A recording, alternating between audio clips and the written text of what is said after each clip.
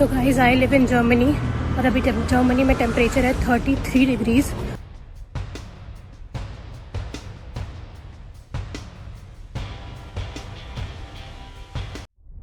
तो क्या हालचाल है दोस्तों। तो सबसे पहले हम बात करने वाले हैं यूरोप की, जहां गर्मी से लोग परेशान हैं। यूरोप के 19 करोड़ से ज़्यादा लोग इस समय ज़बरदस्त हीट वेव की लपेटे में हैं। हालात ये है कि यूरोप के कई देशों में टेम्परेचर 40 से 42 डिग्री सेल्सियस के पार पहुंच गया है।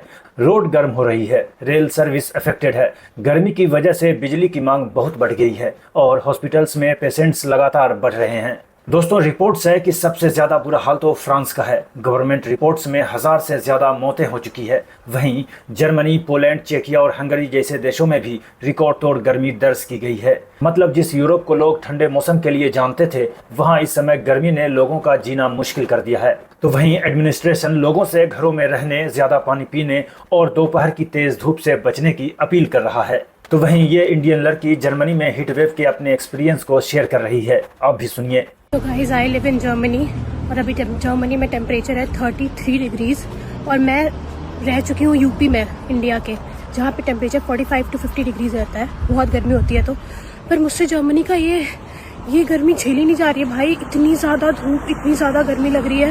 इमेजिन की 33 डिग्रीज में हीट वार्निंग आ रही है और भाई लोग निकल ही नहीं रहे। पूरा जिम खाली था आज।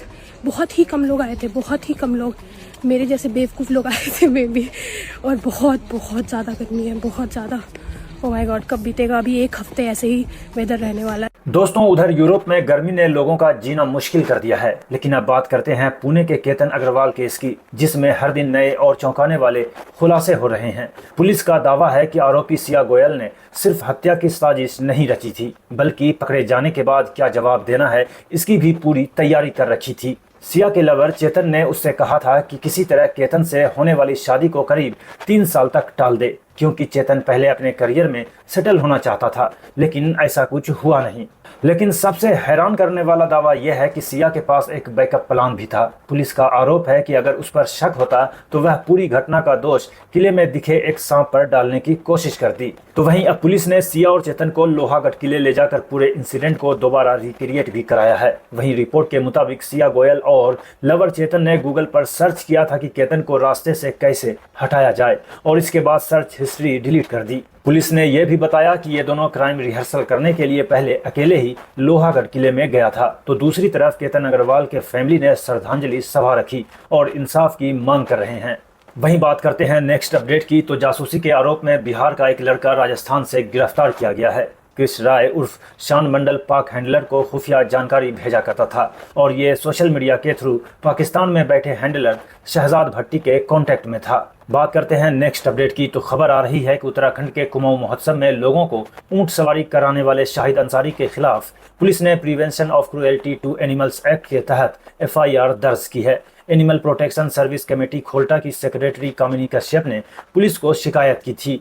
इन्वेस्टिगेशन में सामने आया कि परफॉर्मिंग एनिमल्स रजिस्ट्रेशन रूल्स 1973 के तहत जरूरी रजिस्ट्रेशन के बिना ही ऊंट सवारी किया जा रहा था। कामिनी कश्यप का कहना है कि मना करने के बाद ऊंट वाले ने 23 जून तक ऊंटों को वापस ले जाने का लिखकर वादा किया था, लेकिन इसके बाद भी सवारी होती रही। इसके बाद 27 जून को पुलिस में शिकायत दर्ज कराई गई। अब दोस्तों, इस पर लोग सवाल पूछ रहे हैं, जो लोग घुड़सवारी करते हैं, बैल को खेत में जोतते हैं, क्या उन पर भी यही केस लागू होगा?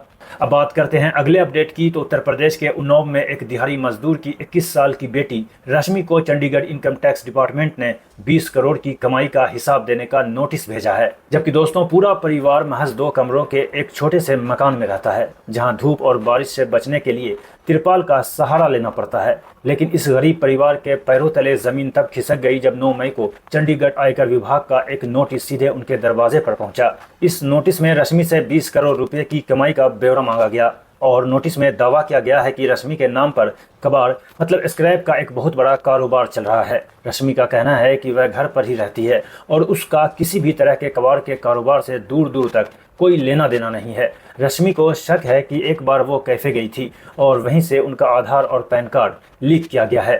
क्या नाम है गुड़िया आपका? रश्मि सविता। रश्मि जी, क्या मामला है? नोटिस कैसे प्राप्त हुई, क्या जानकारी पूरी? नोटिस हमें 9 मई को प्राप्त हुई थी 3 बजे के आसपास और ये पैन कार्ड की थी। तो हमें पहले इसके बारे में कुछ पता नहीं था। हमने जब घर पे दिखाया, सबको बताया तो फिर बाद में हमें पता चला कि आयकर विभाग से आई है और इसमें मेरे नाम पे कोई 20 करोड़ का बिजनेस चल रहा है। हमें जब ये पता चला तो हमने फिर मेरे घर में सब करने लगे कि ऐसा कैसे सोचा, हम कभी चंडीगढ़ गए नहीं थे और इतना कुछ हो रहा था।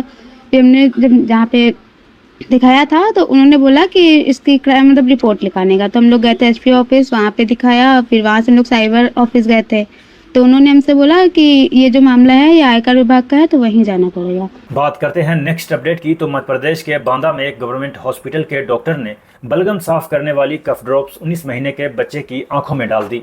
रिपोर्ट्स है कि उससे उसकी आंखों की रोशनी चली गई। और दोस्तों, ऐसी खबर पर मेन स्ट्रीम मीडिया बिल्कुल ही खामोश रहती है। तो वहीं दोस्तों, मध्य प्रदेश की ही ये वीडियो देखिए। छिंदवाड़ा जिले में एक प्रेग्नेंट लेडी को उसके रिश्तेदार खाट से हॉस्पिटल ले जा रहे हैं और ले जाते टाइम खाट पर ही लेडी ने बच्चे को जन्म दे दिया। लोगों का कहना है कि वे लोग पुल और सड़क की बार बार मांग करते हैं लेकिन कोई नहीं सुनता है। वहीं बात करते हैं वेनेजुएला की तो कुछ दिन पहले आए 2 जबरदस्त भूकंपों ने पूरे देश को हिला कर रख दिया। करीब 1500 लोगों की मौत हो चुकी है और 3500 से ज़्यादा लोग घायल हैं और करीब 1300 लोग ऐसे हैं जो बेघर हो गए हैं। 60 से 70 हज़ार से ज़्यादा लोग अभी भी लापता बताए जा रहे हैं, इसलिए मौतों का आंकड़ा और भी बढ़ सकता है। बात करते हैं अगले अपडेट की तो ये जो पत्थरबाजी हो रही है ये लोग कोई जानवर नहीं भगा रहे हैं बल्कि 2 पड़ोसी के बीच लैंड डिस्प्यूट वाला मैटर है। बाल्टी में पत्थर भरकर दूसरी तरफ फेंका जा रहा है। लड़ाई में लाठियों का भी जमकर इस्तेमाल किया गया है जिसमें एक ही फैमिली के लोग इंजर्ड हुए और उनको हॉस्पिटलाइज किया गया। विक्टिम फैमिलीज का आरोप है कि सामने वाला पुलिस कांस्टेबल पोस्ट पर है और धौंस दिखाता है और एलिगेशन लगाया कि मारपीट के टाइम पुलिस भी वहां पर मौजूद थी। वहीं दोस्तों, बात करते हैं नेक्स्ट अपडेट की तो सऊदी अरब के रास तनूरा में अरामको कंपनी का एक हेलीकॉप्टर क्रैश हो गया। मीडिया रिपोर्ट्स में बताया जा रहा है कि इस हेलीकॉप्टर क्रैश में 14 लोगों की मौत हो गई है। रिपोर्ट्स में यह भी बताया गया है कि मारे गए सभी 14 लोग सऊदी सिटीजन थे और क्रैश की वजह का पता लगाने के लिए जांच चल रही है। बात करते हैं नेक्स्ट अपडेट की तो मुंबई लोकल में मराठी लैंग्वेज न बोलने को लेकर जोरदार झगड़ा हो गया। मराठी बुलवाने के लिए ये आदमी ऐसा भड़क गया कि गाली गलौज पर उतर गया और कहने लगा, मराठी बोल वरना यहाँ से निकल।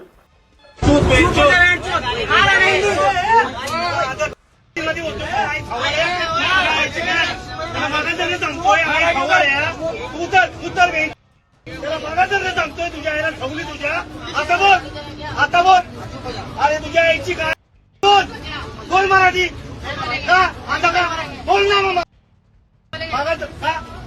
मराठी महाराष्ट्रात आलं ना आलं ना महाराष्ट्रात इंडिया गेलं महाराष्ट्रात ये त्याला धावणार घ्यायचं ते काय मला ना चांगलं राहायचं चांगलं खायचं प्यायचं जायचं आता काय